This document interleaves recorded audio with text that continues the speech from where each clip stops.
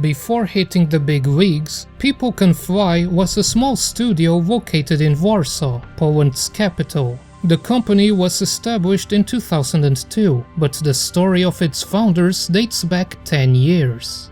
Adrian Kmielars and Grzegorz Miekowski had been friends since high school, and in 1992 they founded Metropolis Software and enjoyed success in Europe. At one point, they even acquired a license to develop a game based on the Witcher books, but it never took off since they were busy with other projects. Sadly, a conflict between the two saw their relationship fall apart, and they went their own separate ways. Grzegorz continued to run Metropolis Software until 2008, at which point the company was acquired by CD Projekt. An ironic end, to say the least. Adrian considered forgetting about the video game industry altogether, but in the end, he instead formed a master plan to take the Polish game industry to the next level. Together with some old acquaintances, Adrian founded People Can Fly. 2004 was a big year for first-person shooters, with many smash hits. Technology was advancing quickly and enabling more complex graphics and physics. But more than that, their design and presentation had also been changing dramatically from the simplicity of classics such as Quake. But then came along People Can Fly, telling all that to go suck a dick, as they went back to basics with their first game, Painkiller, an old-school first-person shooter released in April of 2004 and published by Dreamcatcher Interactive. Painkiller follows the story of Daniel Garner, an absolute dingus who kills himself and his wife in a car crash because he wasn't paying attention to the road. But while his wife went to heaven, Daniel finds himself wondering why would he ever be in purgatory.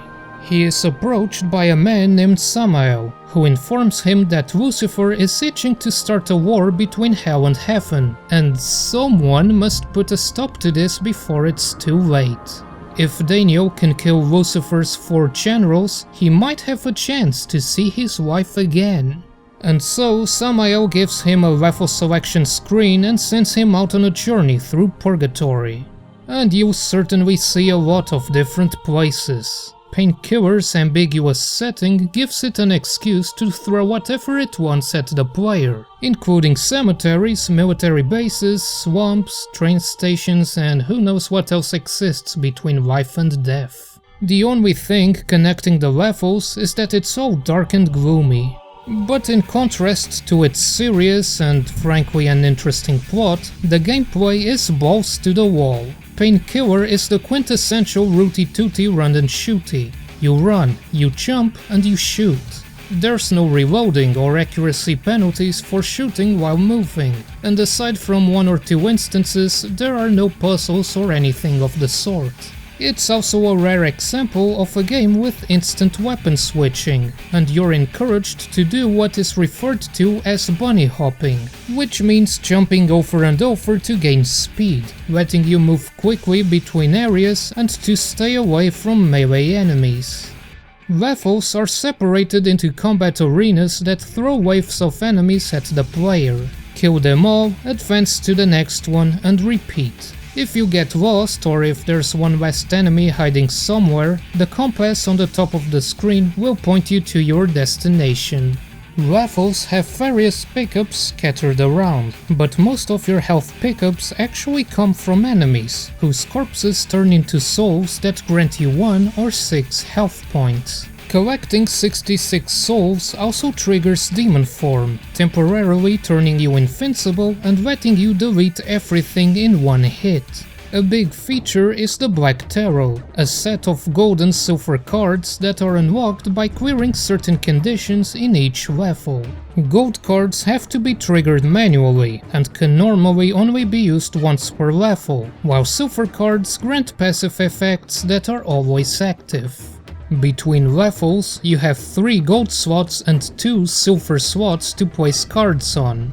Doing this costs gold, which you can acquire by destroying objects in levels or by appreciating the joys of ragdoll physics. Removing them also refunds half of what you spent to place them. The conditions can be rather annoying, and the lower difficulties are easy enough that you'll forget the cards even exist, but effects like double damage can definitely lay the pain on harder sections or bosses. Although all of what I've just said isn't strictly correct, because Painkiller is one of those games where different difficulties change a number of factors beyond just damage. Daydream locks you out of the Black Tarot, but enemies only do a single point of damage.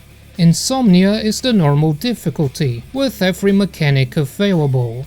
Nightmare is harder, with less ammo and checkpoints don't recover your health. Finally, Trauma is the cock and ball torture difficulty, in which the player is blocked from using quick saves and souls no longer appear, so demon mode isn't available. There are also a handful of levels that aren't available in certain difficulties, which is friggin' stupid. Most notable is how Chapter 5 can't be played in Trauma. This is because originally Trauma had to be unlocked by beating Nightmare difficulty, which itself had to be unlocked by collecting all tarot cards in Insomnia. Clearing Trauma would then award you an alternative ending at the end of Chapter 4. However, the Black Edition release made it so that you can play Nightmare and Trauma right from the start, which isn't a bad thing because Insomnia isn't very challenging. As far as your weapons go, you have 5. That sounds low, but it's more like 9 weapons consolidated into 5. I mean, what other games can you think of where the rocket launcher doubles as a minigun? You start the game with the titular Painkiller, which has a rotating blade that shreds enemies at close range. It can also be launched as a projectile and will come back if it hits a target, or it will stick to somewhere in the environment and fry things with a laser if you point at it. You can also combine both modes to send the rotating blade flying forward, shredding anything in its path. Sometimes.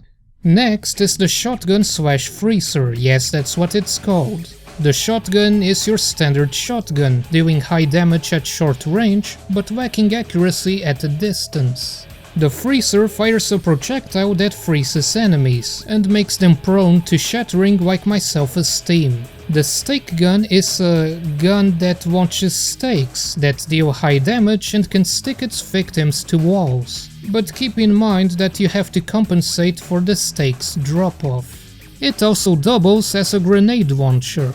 The Electro Driver can quickly fire small shurikens or serve as a powerful but ammo-hungry lightning gun. Combining them expends a bunch of lightning ammo to launch an electrified shuriken, damaging enemies caught in its radius. The final weapon is the aforementioned rocket launcher and minigun combo, and it's exactly what you would expect. Fire rockets that explode on contact with things, or deposit a rain of bullets in your target. The usual comparison is that Painkiller is like Serious Sam, but actually totally serious. On a superficial level, both of them do involve facing large waves of enemies. However, Painkiller typically has tighter spaces, and the flow of its gameplay lets you take a more aggressive playstyle, in part due to the enemy roster having less complex behaviors. There's no reptiloids, wearables or biomechs to trip you up. There are some exceptions, such as skeleton boys that slow you down and witches that blind you, but most enemies simply throw a projectile straight at you, or rush towards your position. I guess a more accurate comparison would be Will Rock, except better and without statue paranoia. And while the large number of environments aren't directly connected to each other, they are what the Fedora industry would call thematic as balls. Each level stays true to its theme, with its own set of enemies that would logically exist there. Makes sense, even if it means that there's less variety on a per level basis, since you won't be seeing cyborg dinosaurs that shoot lasers in the middle of Egypt.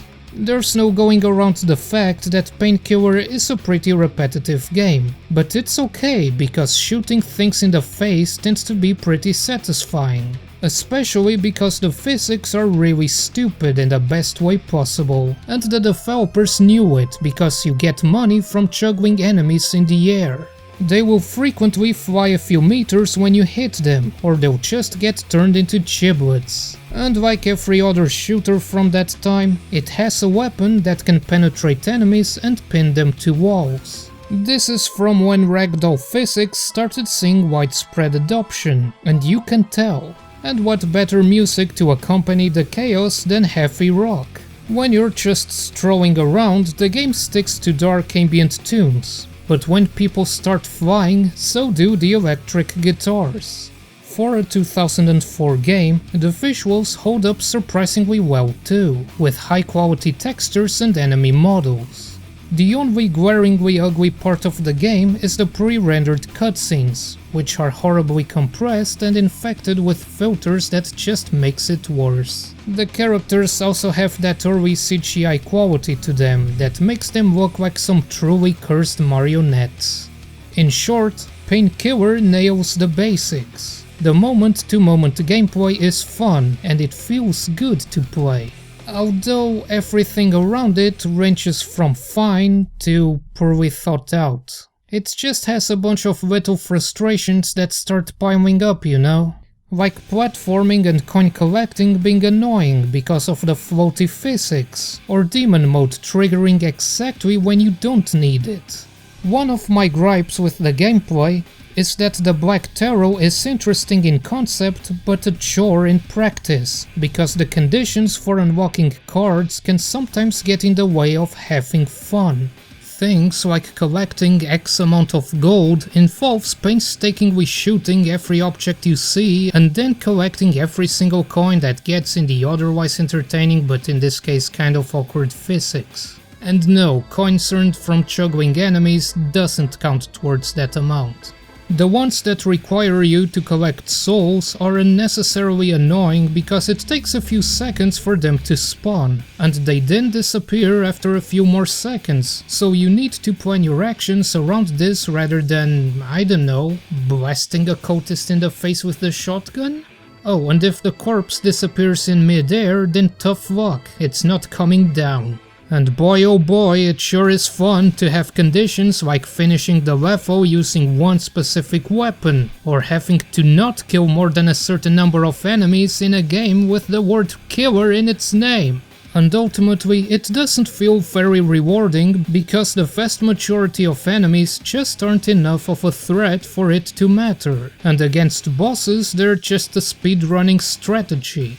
Maybe they would be more relevant if the game was balanced around being able to use them more than once without sacrificing a silver card slot, but as it is, the Black Tarot is just a get out of jail free card in trauma difficulty. And speaking of trauma, not being able to play an entire chapter is friggin' stupid. There is a reason for it, but it still seems friggin' stupid, especially since the Black Edition explicitly made trauma available right from the start. Bunny hopping makes melee enemies kind of a non-issue, since they don't really do much besides running towards the player. Enemies also have that problem where most of them have identical health values, so you end up relying on the same weapons and tactics for all of them.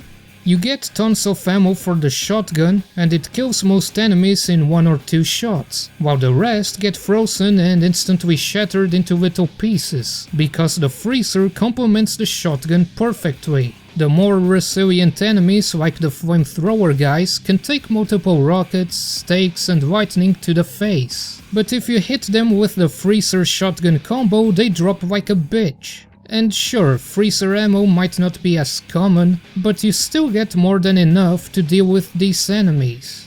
Bonus points for getting the shotgun literally seconds into the game, rendering the Painkiller practically obsolete from the get-go. As if the weird hit detection didn't already go a long way to doing that. I don't know if it's some sort of compatibility issue, or if it's because I'm running the game at high frame rates and the physics get wonky, but occasionally the hit detection just gives up and dies. And of course the shotgun avoids the problem altogether by being a hit scan weapon. The Painkiller's combo is the most problematic example, just casually whipping through enemies every other time. The rocket launcher is nowhere as bad, but every once in a while, rockets will just pass through enemies. I don't know if it's a result of the hit detection, but the splash damage also seems kind of weak sometimes. The grenade launcher is a bit weird too, with the grenades flying in an arc and seemingly only exploding on contact with enemies before bouncing on the floor. It's just kind of awkward to hit enemies with it for some reason, whether it be hit detection or just me being a total scrub, maybe even both. The only other weapon that is as consistently good as the shotgun is the minigun, whose only flaw is that it doesn't have as much ammo. It's even accurate at long distances, and rockets and shurikens got the short end of the stick in that department, since they explode after a certain range. But let's face it, you're not going to be thinking about the balls-deep implications of weapon balance when you're busy blowing someone's brains out with a shotgun, and overall the gameplay is still quite fun. Oh right, and there's multiplayer too, which used GameSpy for its server browser, so it's dead, because of course it is. What channel do you think you're watching? There's no native bot support, but the Painkiller's own fan site still hosts some servers you can connect directly to. Some of them use the PK++ mod, which supposedly does add bots to the game, but I couldn't get it to run with the Steam version of Black Edition. I'm sure there's a way to fix it, but I don't really care. You have the usual deathmatch variations, including Team Deathmatch and Last Man Standing, where every player has a limited number of lives. There's your standard Capture the Flag too, where each team has to grab the opponent team's flag and bring it back to their own. A more unique one is Light Bearer, which has a quad damage power-up that never expires.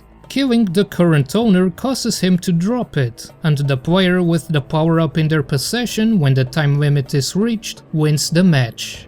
The curiously named Whoosh gives everyone a random weapon at set intervals, and everyone has to kill each other with it. There's infinite ammo, so spam those rockets all you want.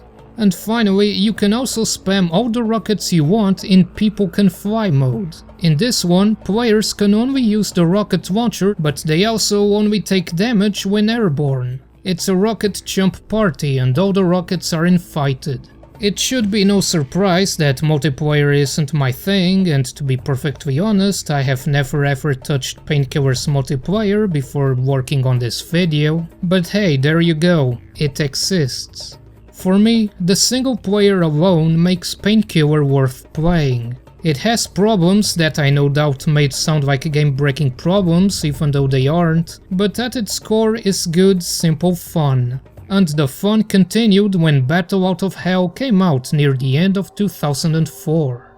This expansion pack follows the regular ending, with Daniel taking a trip to Hell and cleaning house with Lucifer. But it turns out that everyone thought he was kind of a loser anyway, and Alastor was just waiting to take his place as the boss of Hell, leaving Daniel stuck there unless he battles out of Hell. Nobody knows how much time has passed since then, but it seems to have been enough for green screen technology to improve, and for Daniel and friends to get plastic surgery. The core gameplay didn't get any surgery though, and that's probably a good thing. The highlight is the two new weapons. One is the SMG/flamethrower, which can fire bursts of 8 bullets with decent damage and accuracy, as well as firing fire and setting enemies on fire. You can also combine the two modes to launch an incendiary grenade. The other weapon is a stake gun on steroids. The bolt gun fires 5 pointy sticks at high speeds with pinpoint accuracy.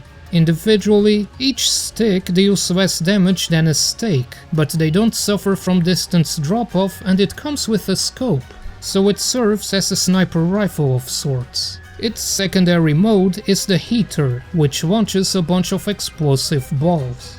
They bounce all over the place and are awkward to use, but they explode on contact with enemies and each one does so much damage that it's actually extremely effective at short ranges. You have some new cards to unlock too, and you get all of the original game's cards right from the start.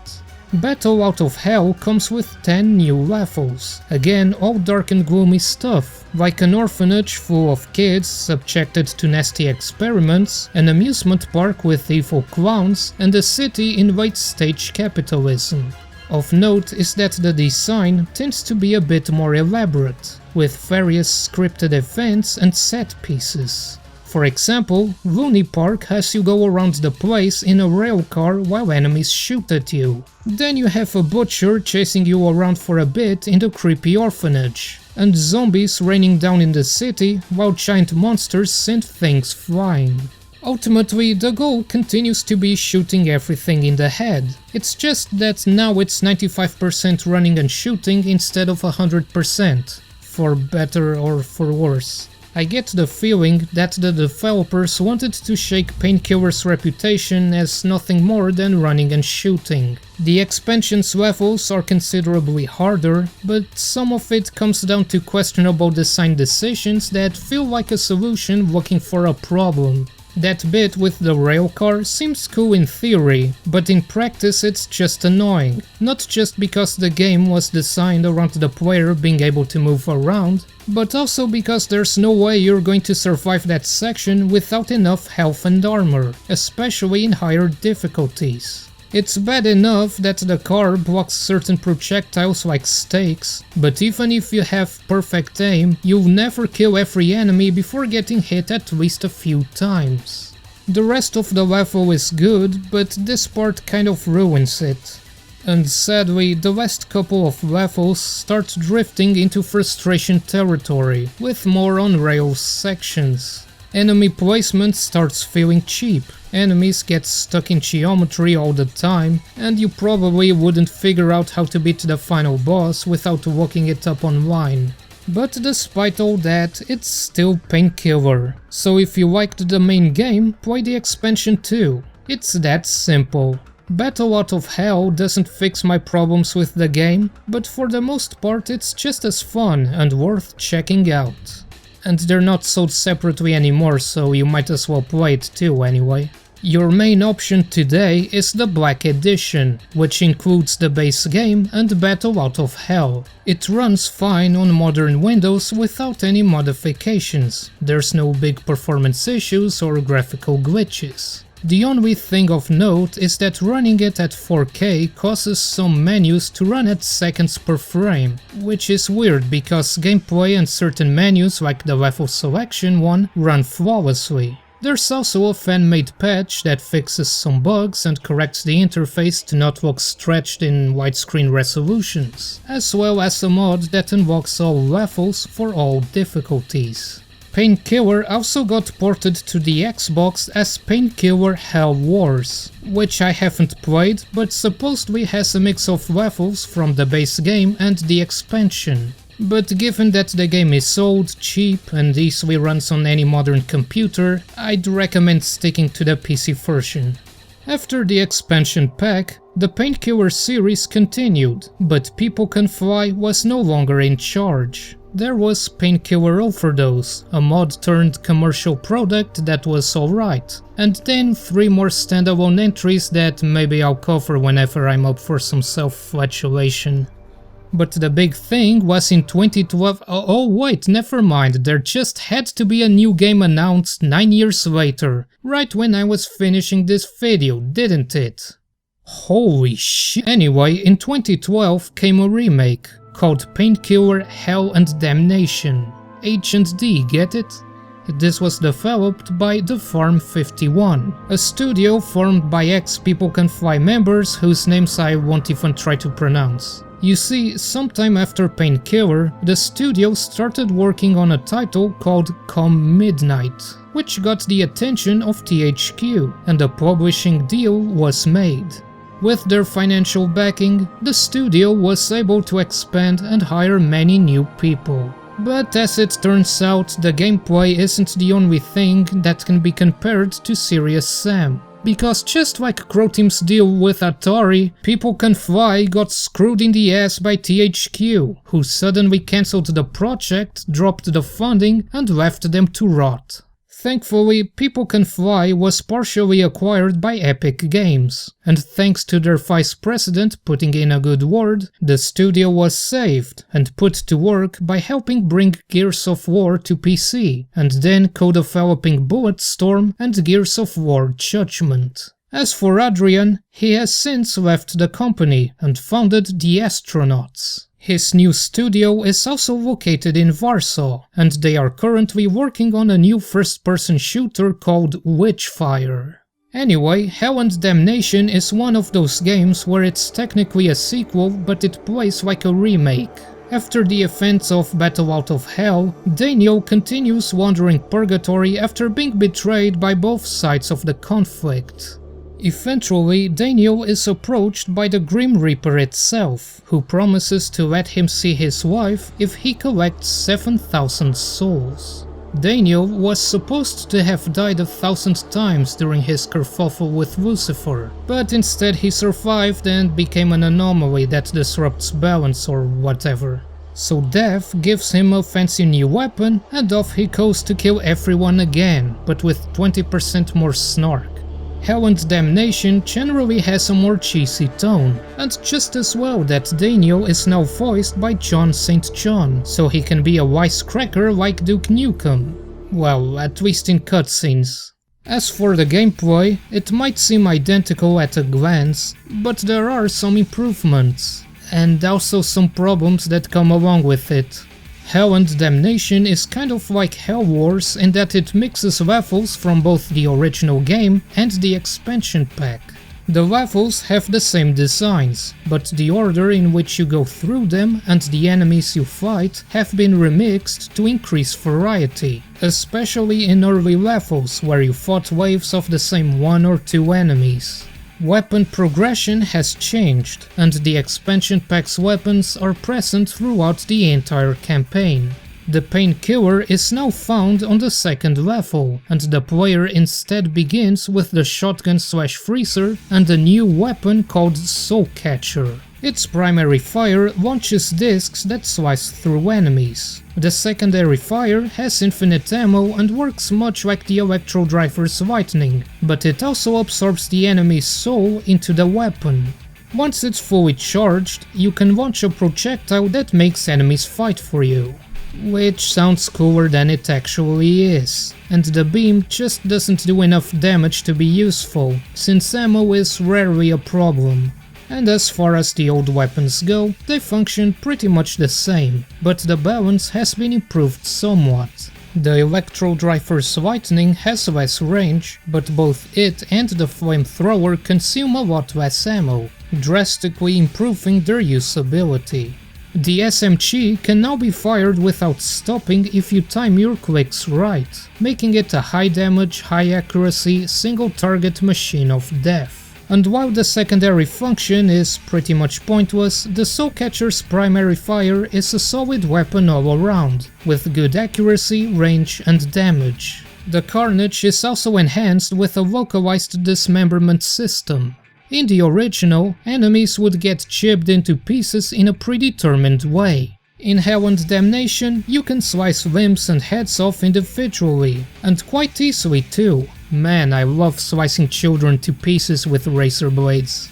And yes, the dumb physics that let enemies and their body parts fly all over the place are fully intact. Hit detection seems pretty spot on for the player. The Painkiller doesn't miss half the time, and the rocket launcher is really good now.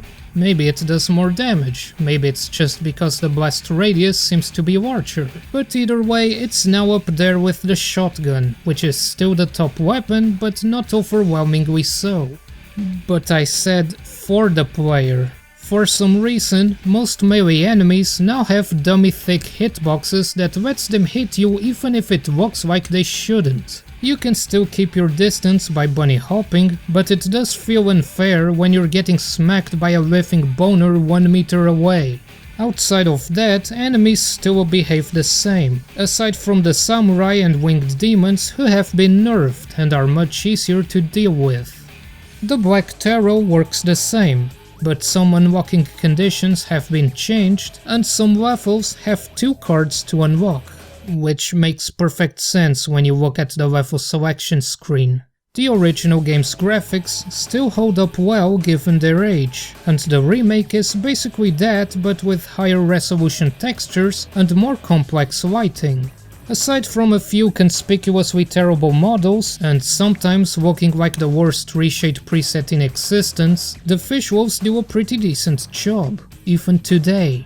But performance is all over the place on the CPU side. This is one of those games that dump practically all of the game's logic on a single thread, which I guess made sense back in 2012 for all the people trying to run this game on Grandpa's old 386. Unless you have a top-of-the-line CPU, you can expect the occasional drop below 60 FPS. I have a Ryzen 2600, which might not have the fastest single-thread performance, but even so it shouldn't be dropping all the way down to the 20s in the most demanding scenes. As for multiplayer, the big addition is co-op, which is a good thing because now you only have deathmatch and capture the flag for competitive modes. Not that it really matters, since you won't find random people to play with anymore. And again, there are no bots to keep you company. Now, the reason I've been a snarky asshole about this remake is the business model. Painkiller had 24 levels, and the expansion pack added another 10. Hell and Damnation originally came with 15, and 5 of those are the short boss levels and the 1-minute long tutorial. In its defense, a couple of bonus levels were added in free updates, and the base game is priced at €20. But the rest is either missing altogether or is sold as DLC, which the menu will kindly remind you of. They are spread through 4 DLC packs, each costing €7. Each one includes 3 single-player levels and various things like multiplayer maps, 2 new game modes I'll cover in a few minutes, and 2 weapons. Operation Zombie Bunker has the Morgenstern, a melee weapon that can be used to smack enemies or to lob mines that deal high damage but take too long to charge and explode to be particularly useful. Vacation on the Bloodsea gives me some serious deja vu with the cannon, which launches giant balls that roll through enemies before exploding, or giant balls that explode on contact and freeze enemies. Some levels also include a few power-ups, like one that lets you dual-wield all weapons aside from the Painkiller and the Soul Catcher. Unfortunately, the DLC levels are treated as their own little campaigns, and what happens in each DLC stays in each DLC. The Morgenstern and the Cannon are both exclusive to their own DLC, so if you were hoping to have fun with them in the rest of the game, then I'm sorry, but this game is dicks. Most DLC levels also didn't get the same attention that the ones in the base game did. Many are basically just copy-pasted with minor changes, and when they say revamped enemies, they mean it's the same but with better textures. There are 3 highlights. Bunker is a completely new level that takes place in a facility full of zombie soldiers. Ruins was just a boss level in the original, but now it has an entire level before it. Finally, Asylum now has a different second half with a teleporter maze, before ending with a big fight in the courtyard. If every level was revamped like this, then I would be more positive about the DLC, but well, they weren't. The protagonist of Painkiller Overdose also makes a cameo at the end of the game, so instead of having 2 weapons that can only be used in 3 levels each, maybe they could have added him as a playable character since he has his own set of weapons. But hey, there's always Heavens Above, which does what nobody asked for and turns the game into a top-down shooter. I don't have a problem with having a spin-off like this, but the game was never designed around it, and the end result is clunky as hell. There's 5 levels you can play, which are styled after existing maps but have their own layouts. You have your regular weapons and the Black Tarot available, and unsurprisingly your objective is to kill everything. The problem is that the camera constantly jumps around and throws a fit whenever there are obstacles in front of it. Enemy projectiles can also be hard to see because they blend into the environment, and you can't aim up or down for enemies placed at different heights. It also makes it painfully obvious just how bad the melee hitboxes are, and I wonder if the reason why the rocket launcher is so much more effective now is because the blast radius is bigger than it looks. It can be fun, but Heavens Above needs a lot more polish. Heh, polish. Survival mode, on the other hand, does exactly what it says. You have a bunch of levels to choose from, such as Psycho DLC 1 and Frankenstein HD DLC 3, and each one challenges you to stay alive for a certain amount of time or as long as you can, or to survive with a limited number of lives.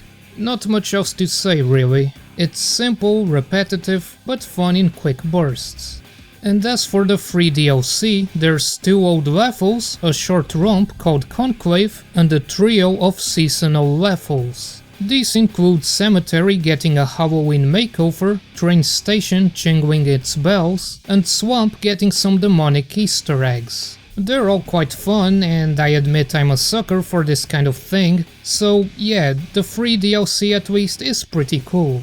But when you can get Black Edition for less than an overcooked fish fillet at McDonald's, it's hard to justify paying €50 for something that isn't too far away from being a glorified graphics mod. And while I appreciate the remixed levels, there's still a lot that was just recycled and sold for money.